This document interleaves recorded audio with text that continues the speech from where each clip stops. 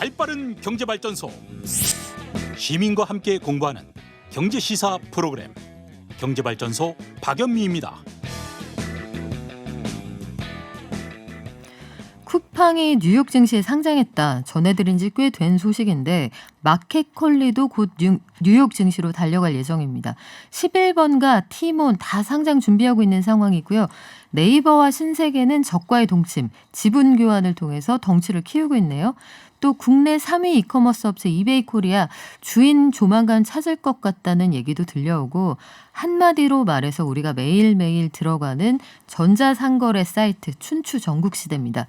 최근 경제 트렌드 가운데에서 가장 따끈따끈한 것만 골라서 제대로 깊게 파보는 시간 핫픽 플러스.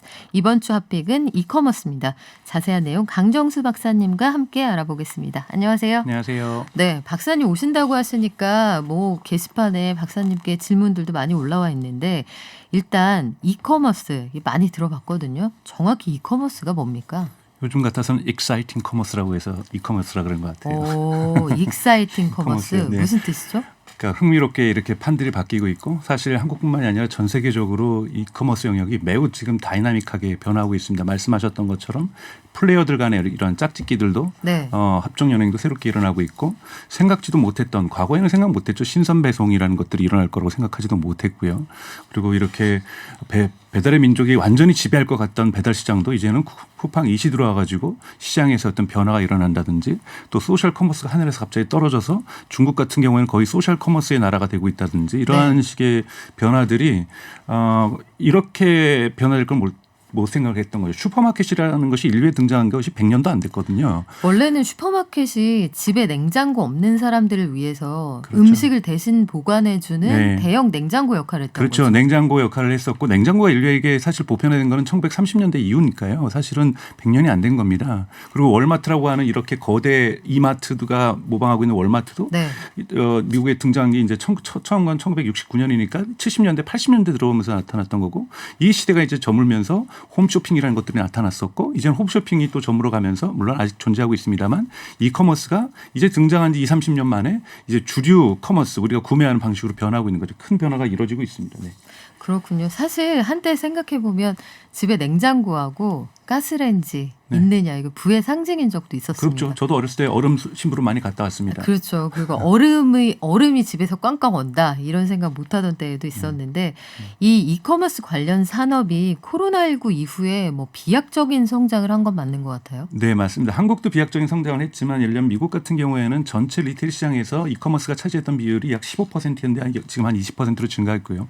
가장 크게 변화했던 나라는 의외로 영국입니다. 영국 같은 경우가 20% 약 미만에서 18%에서 20% 수준이었는데 지금 30%까지 치솟으면서 거의 한국 수준으로 영국에서 이커머스가 진행이 되고 있는데, 그거 가장 결정적인 이유는 락다운입니다.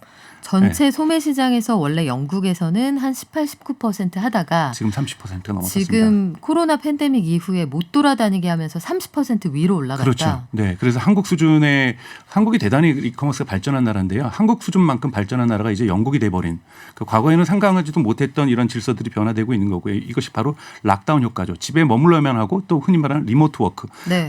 회사에 출근 못하고 집에서 일해야 되는 경향이 아무래도 미국이나 유럽이 강하다 보니까 이커머스가 비약적으로 발전하게 되면서 그 플레이어들도 다양한 플레이어들이 등장하고 있는 거고요. 이러한 영향들이 한국에도 또한 미치고 있고, 한국에서 발전한 패턴들이 또 외국에도 영향을 미치고 있으면서 전 세계적으로 지금 가장 흥미로운 산업 변화를 이루어지고 있는 것은 이커머스 영역이라고 볼 수 있고, 그만큼 전통 상인들의 눈물이 많이 흐르고 있다고도 볼 수 있습니다. 그래요. 저는 지금 이게 거의 와튼의 증기기관이 발명됐던 그 시기하고 거의 비슷하다, 이런 생각이 들 정도로 매일매일 변화의 속도를 느끼는데, 말씀하신 그 이커머스 산업이 급속 성장을 하면서 옛날에 이게 없었던 건 아니거든요. 그 전에도 우리가 온라인으로 구매를 하고 물건을 사고 팔고 했는데, 코로나19 1년이 우리의 생각과 소비 패턴을 완전히 바꿔놨습니다. 네. 대표적으로 어떤 게 있을까요? 그러니까 원래 이제 그 소비 패턴을 우리가 봐야 되는 이유들은 명확합니다. 클레이 셔키가 얘기했던 것처럼 어떠한 테크놀로지가 사회를 바꾸는 것이 아니라 인간의 행동과 소비 패턴이 사회를 바꾼다고 합니다. 예를 들자면 지금 내가 전자상거래 구매를 하다가 다시 팬데믹이 끝나고 코로나가 사라진 다음에는 그러면 전통적으로 다시 상거래를 가서 일반적인 가게 가서 물건을 사고 할 것이냐 그러지 않을 거거든요. 그런데 이제 이 이커머스가 크다 보니까 많은 플레이어들, 많은 투자자들이 여기에 들어오다 보니까 새로운 기술들이 등장하는 거죠. 예를 들자면 아직까지 현실화되고 있지 않지만 패션을 조금 엔터테인먼트화하고 그래서 좀 더 즐거운 방송으로 만들어서 그걸 소비한다든지 라이브 커머스 부분이 이제 특히 패션 부분이 존재하는 거고요. 이제 한국에는 아직 안 되고 있고 지금 미국에서 실험 중이지만 인스타그램 보다가 쇼피파이라는 기능을 이용해서 인스타그램에서 물건을 산다든지 인스타그램에서 실시간으로 중계를 해주면서 내가 입어보는 건 아니지만 그 사람이 내가 그 종이인형 놀이하듯이 입어보는 그 장면을 보고 어머 이건 사야 돼. 그럼 단추를 딱 눌러서 바로 살 수 구매가 있는 연결될 거죠. 수 있죠. 그리고 네. 요즘은 틱톡도 그것을 실험하고 있습니다. 틱톡에서 영상 보다가 중국의 SNS 채널. 네네네. 그 틱톡에서 사람들이 보다가 저 댄스를 하고 있는 저 사람의 신발을 보면서 나 신발을 클릭하면 신발로 구매할 수가 있는 이런 방식의 어떠한 이런 경계들이 무너지고 있는 것이 가장 큰 특징이라고 볼 수 있고요. 또 하나는 요즘 DTC라고 해서 다이렉트 투 컨슈머, 즉 생산자가 직접적으로 컨슈머하고 맞다는 겁니다. 그래서 과거에는 예를 들면 화장품 회사가 판매망을 통해서 판매를 했다라면 화장품 브랜드가 직접 아예 오프라인 매점이 없는 거죠. 오프라인 매점 없이 고객들하고 접점만을 통해서 그 데이터를 가지고 고객들이 원하는 부분에 대한 제품 개선을 한다든지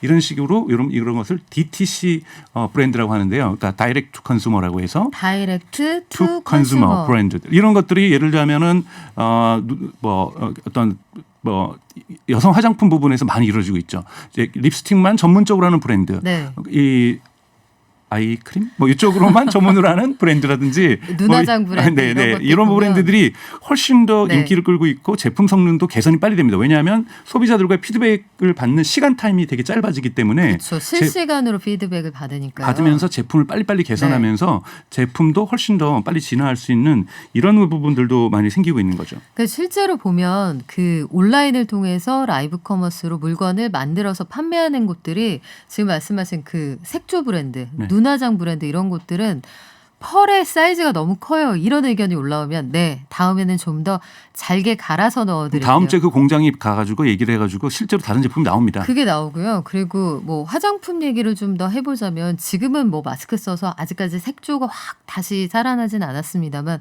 눈화장은 열심히 하거든요. 여기에서 쿨톤용, 웜톤용 따로 만들어주세요. 같은 갈색이라도. 이런 의견이 즉시 반영이 되는데 저는 이게 재밌더라고요. 그 할부까지는 우리가 많이 경험해본 지불 시스템인데 요거 외국엔 별로 없지만 그런데 지불을 일단 살게요 하고 돈을 나중에 내는 서비스 이런 것도 있습니까? 네, 사실 요즘 미국에서 많이 발전하고 있는 서비스인데요. 그러니까 한국에도 그런 부분들이 들어오고 있고요. 그러니까 즉 사실 한국은 신용카드가 있기 때문에 사실은 한 달 뒤에 지불하는 형식이 되고 있습니다만 해외 같은 경우에는 신용카드가 많이 발전하지 않고 체크카드가 많이 발전한 경우에도 바로바로 지불하는 게 아니라 한 달 뒤에 또는 두 달 뒤에 그러니까 이자 없이 이렇게 지불하는 서비스들이 지금 페이오버 시스템이라고 해서 쇼핑이라고 해서 이후에 지불하는 서비스까지 나타나기 시작하고 있는 거죠. 페이 오버 타임 네. 이렇게 되어 있는데 쉽게 말하면 외상이네요. 네, 외상 서비스. 네, 이게 라이브 커머스로 하는 방송들을 보면 쉽게 매진되는 인기 상품들이 있잖아요. 특히 네. 포털 사이트를 통해서 그렇던데 그러면 일단 장바구니에 담아서 일단 결제를 하고 입금은 나중에 하세요. 지금 이거 다 솔드아웃 되기 전에 어머 이건 사야 되니까 그런 분들이 많더라고요. 네. 그래서 지금 들으시면서 아이고 쉬운 결제 때문에 지름신 강림할까 걱정되네요 하는 지금부터님 저도 그렇긴 해요. 그래서 장바구니라는 그 제 마음속에 안전판 이런 거 하나 마련해 둡니다. 뒀다가 하루만 딱 식혔다가 들어가 보면 안 사도 되겠구나 이런 것들도 있거든요. 또 하나의 흐름이 리커머스라고 얘기합니다. 사실은 리커머스. 그러니까 다시 사는 거죠. 그러니까 사실은 당근마켓을 얘기하는 거죠. 과거에 이베이라든지 이런 것들이 중고거래 사이트는 있었는데요. 그 과거보다 훨씬 더 리커머스라고 요즘 아예 명칭을 하고 있습니다. 네. 그래서 당근마켓 같은 것이 한국이라든지 해외에 등장하고 있는데요. 이 당근마켓이라는 특징들을 보면은 지역의 커뮤니티하고도 연결이 되고 동네별로 나눠져 있죠. 그렇죠. 그러면서 무언가 과거에는 못 느꼈던 신뢰도와 이런 부분들이 정하고도 연결되면서 대단히 다양한 서비스로 진화하고 있거든요. 여기에는 다양한 층의 서비스들이 앞으로 더 발전될 수 있고 그래서 이것을 요즘은 리커머스. 리커머스. 네. 오늘 그 시사 상식 용어 되게 많이 배웁니다. 다시 판다. 네.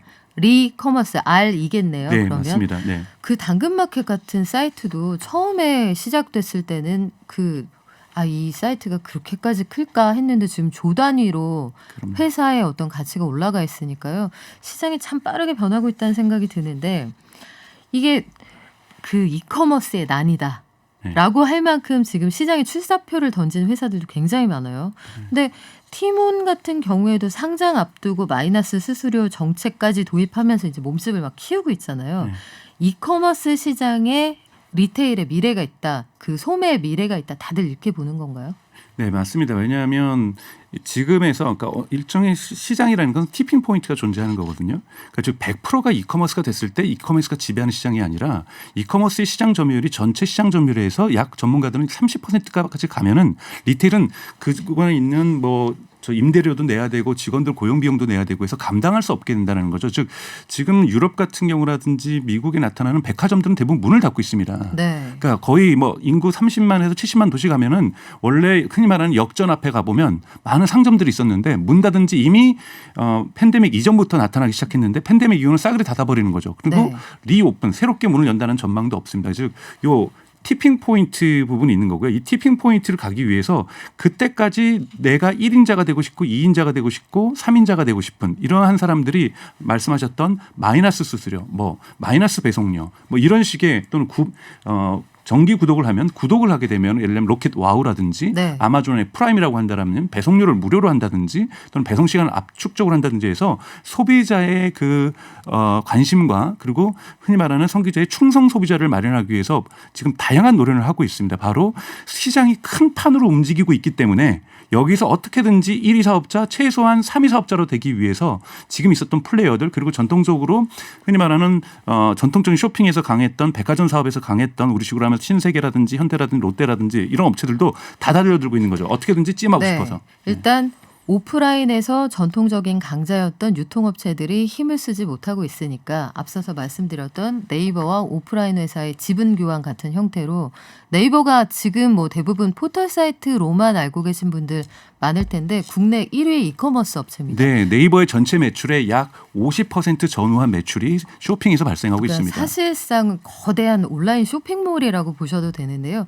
그 회사하고 경쟁 관계에 있는 오프라인 회사가 지분을 교환할 정도로 그런 상황인데 말씀하신 것처럼 이커머스 시장이 이렇게 커가면은 지금 손해를 보면서라도 가두리 양식장에 손님들을 가둬두려고 노력한다는 거잖아요. 네, 네. 그러니까 우리가 한 번 이 포맷에 익숙해지면 이 밖으로 나가기 어렵고 이 편리함을 맛보게 되면 다시 차 몰고 복잡한 주차장 거쳐서 마트로 안 가게 되는 거랑 그렇죠. 마찬가지인데 여기서 다들 내가 1등하고 싶어. 다 마음은 그럴 거 아니에요. 아마 스타트업 준비하시는 분들도 계실 텐데 어디서부터 딱 기선을 제압하는 회사가 최후에 웃게 됩니까? 그러니까 우선은 리텐션 레이트 즉 재구매율이 높은 것이 가장 중요합니다. 즉 충성도 있는 독자를 그러니까 고객을 얼마나 마련하는가. 네. 그렇기 때문에 다양한 프로그램을 넣는 거거든요. 미국의 아마존만 해도 지금 쿠팡도 쿠팡 플러스라는 걸 시작하지 않았습니까? TV도 보여줄게. 우리 드라마도 보여줄게. 아마존 뮤직도 있습니다. 우리 음악 서비스도 너네 우리 구독 서비스 정기 구독자 되면은 보내줄게. 그러면서 다양한 서비스로 고객들을 갖다가 계속 머물게 하려고 하는 거죠. 사람을 잡아두는 게 결국은 소비로 이어지다 보니까 네. 아마 공감하시는 분들 많을 거예요. 지금 별하나 나무 네그루님도 당근하고 요즘 친해져서 작아진 거 팔고 내 것도 사고 필요 없는데 필요한 사람에게 반값으로 지구도 지키고 좋은 것 같아요 나왔는데 통계를 보면 그 중년 이상의 주부님들이 이걸 하나의 어떤 엔터테인먼트처럼 즐기신다고 네. 소확행처럼 즐기신다는 얘기도 나오는데요. 이 이커머스 안으로 온 세상이 빨려 들어가고 있다 이런 느낌이 들 네, 정도네요. 맞습니다. 그래서 이런 것은 거꾸로 보면은 리테일 산업 전체 전통 산업에게는 재앙과 같은 거고 인류가 종말괄로 치닫고 있는다는 느낌을 줄 수 있음에도 줬다고 볼 수 있지만 거대한 흐름으로 볼 때는 시장이 크게 요동치는 거고 가장 사실 흥이 난 것은 소비자들이죠. 소비자들 물론 지금 뭐 이러한 것들이 가능케 하다 보니까 네. 배송에서의 노동자들의 어려운 조건들도 지금 발생하고 있습니다만 그건 분명히 우리가 사회적으로 짚고 넘어가야 될 문제지만 이렇게 원더풀한 적이 없었거든요. 퇴근하기 전에 3시간 전에 주문했더니 퇴근했더니 집에 와 있고. 네, 회사들끼리 경쟁하면은 사실은 소비자는 가장 가성비 좋은 쇼핑을 할 수 있게 되는 게 맞는데 이게 다들 이렇게 달려드는데 먼저 시작한 남들 있잖아요. 아마존 네. 그리고 뭐 알리바바 네. 이런 회사들은 어떻게 하고 있어요? 즉 지금 전체적으로 보면은 과거에는 한 업체가 특정 시장을 갖다 거의 독점하듯이 했었는데요. 워낙 이 시장이 좋다 보니까 옆에 있는 빅테크 기업들이 견눈질을 하는 거예요. 예를 들자면 그래서 알리바바 같은 데는 JD.com이 들어와서 시장을 과점하기 시작하더니 그다음에 요즘 핀두오도라고 해서 이 세 개 네. 업체가 사실은 중국 이커머스 시장의 70%를 차지합니다. 마찬가지로 미국 같은 경우에는 전체 이커머스 시장의 50%를 아마존이 차지하고 있었는데 이렇게 아마존이 떼돈을 벌고 가고 아마존 때문에 검색 광고 시장도 사람들이 검색을 해서 검색을 할 때 이제는 구글 가서 하지 않고 아마존 가서 검색하기 시작하는 거예요. 그러니까 광고 시장도 가는 거죠. 그러니까 네. 구글도 못 참겠다 우리도 그러니까 우리도 이커머스 뛰어들고 이러면서 그리고 월마트도 이렇게 우리도 죽을 수는 없다 다시 뛰어들고 하면서 나름대로 이 춘추 전국 시대지만 춘추 전국사로 정확하게 정의할 수는 없고 두세 개의 업체가 약 시장의 70%를 지배하는 이런 과점 경쟁들이 이커머스 시장에서 전 세계 곳곳에서 이루어지고 있죠. 일본도 마찬가지죠. 지금 중일전 미국하고 중미 갈등, 미중 갈등 때문에 알리바바하고 아마존의 갈등들이 있다 보니 일본 시장을 누가 가져갈 것인가 관심이 많았었는데요. 우리가 가지면 안 되나요? 그래서 가져가고 있죠. 네. 즉 라인과 야후 재팬이 지금 합병을 하지 않습니까? 지금 손정희 씨가 가지고 있는 야후와 그다음에 이 네이버 가지고 있는 라인이 이제 공식적으로 합병으로 절차를 하고 있습니다. 네. 그러면 쇼핑도 시장에서도 되게 강자가 생긴 거죠. 왜냐하면 야후 쇼핑이 일본의 3위 업체입니다. 1위가 라쿠텐이고 2위가 아마존이고 3위가 야후였는데 이 야후가 라인을 갖게 되는 거죠. 야후 라인의 연합군이네요. 네, 이 연합군이 다시 쇼핑 시장에 도전을 하는 겁니다. 커머스 시장에. 그렇다면 일본에서도 1, 2, 3위 업체의 질서가 바뀔 수 있는 거죠. 3등 안에 일단 들어가는 게 중요하다고 하셨으니까 네. 초석은 다진 상태고 라인을 힘입어서 네이버는 일본에서도 2등이나 1등을 하고 싶은 거죠. 그렇죠. 일본하고 그 동남아 시장에서 보면 우리나라 라인을 메신저 혹은 그 송금의 기본 베이스로 가지고 있는 젊은 친구들 굉장히 많더라고요. 그렇죠. 카카오 커머스에서 보시는 것처럼 선물하기 보는 것처럼 라인에서도 기본적인 커머스는 작동하고 있거든요. 그렇죠. 그리고 캐릭터에 대한 충성도도 상당히 높아서 일본 시장이 향후에 어떻게 흘러갈까 이것도 우리의 한 3배 정도 되는 시장이니까요. 일본 시장을 왠지 꼭 가져왔으면 좋겠다는 생각이 드는데 투자를 하시는 분들은 이 모든 소식을 결국은 투자를 어디다 하면 좋을지 거기에 관전 포인트를 네. 놓고 들으실 거거든요. 그러면 이커머스 관련주는 지금 관련 회사들이 다 적자라고는 하지만 기업 가치를 높게 평가해 주는 거 보면은 한번 들어가 볼만 하지 않을까 이렇게 생각하실 것 그래서 같은데요. 사실은 글로벌 큰 기업들에는 이커머스만 포트폴리오로 묶는 이러한 상품들이 많이 나오고 있습니다. 그래서 미국이나 우리나라나 일본뿐만이 아니라 유럽에도 왜 배달의 민족이 없겠고 덴마크에도 왜 쿠팡이 없겠습니까? 러시아에도 왜 아마존이 없겠습니까? 이런 나라들, 영국에도 분명하게 이런 로지스틱 관련된 기업들도 있고요. 그래서 이러한 각 국가에 성장하고 있는 각국의 대표 기업들을 모은 이런 인덱스 투자들도 지금 현재 유럽이나 미국에서 각광을 받고 있거든요. 근데 다 이커머스에 집중하는 이커머스 인덱스 투자들이죠. 그래서 충분히 한국에서도 고민해 볼 수도 있고 글로벌 인덱스, 이커머스 인덱스에도 투자하는 것도 나쁘지 않다고 보고 있습니다. 네, 지금 산업의 격변기라는 점 다시 한번 생각해 보시면 좋을 것 같고요. 저희가 그래서 오프닝에서도 네카라쿠베 얘기했거든요. 네.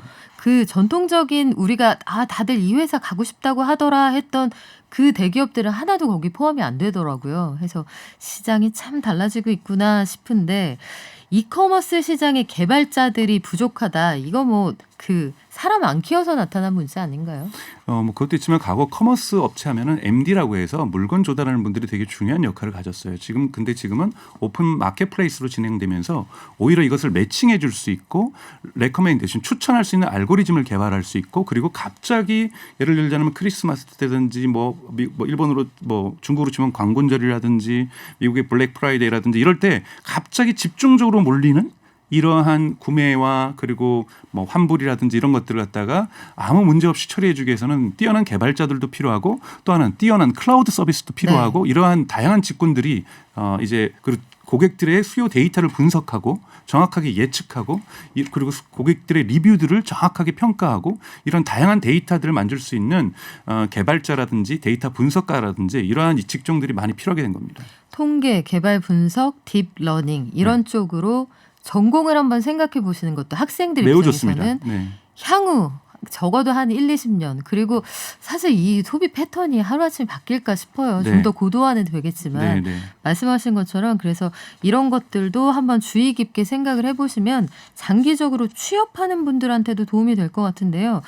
이커머스 춘추 전국시대 일단 지금은 경쟁을 하니까 소비자들에게 제가 하나 더 얹어드릴게요. 네. 저는 묻고 더블로 가겠습니다. 이런 네. 회사들이 있습니다만 소비자 입장에서는 이리저리 좀 정신없이 어버버버 하다가 호구된다. 지금 이런 의견을 들려주신 분들도 계시거든요. 0890님 소비자는 봉이야 이렇게 말씀하셨는데 호구, 봉 이런 거 안 되고 그 만약에 문제 생겼을 때 적극적으로 회사랑 그 커뮤니케이션 하려면 어떻게 해야 되는 거예요? 그래서 요즘 상담 서비스가 많이 나타나고 네. 있습니다. 어떻게 하면 나의 지름을 억제해 줄 것인가. 그래서 예를 들자면 카드를 등록해 놓지 말아라. 네. 뭐 이런 거에서부터 이러한 상담 절차 서비스까지 등장하기 시작하고 있거든요. 너무 네. 많이 제 수출 한 달 지나고 보니까 저의 월급에서 나가는 비중이 너무 많아졌습니다. 이걸 근데 끊지를 못하겠습니다. 일종의 중독에 걸리고 있는 거죠. 그러니까 이런 소비 중독에 걸린 분들을 위한 상담 서비스 저는 필요하다고 보고요. 네. 네, 이러한 것부터 해서 다양하게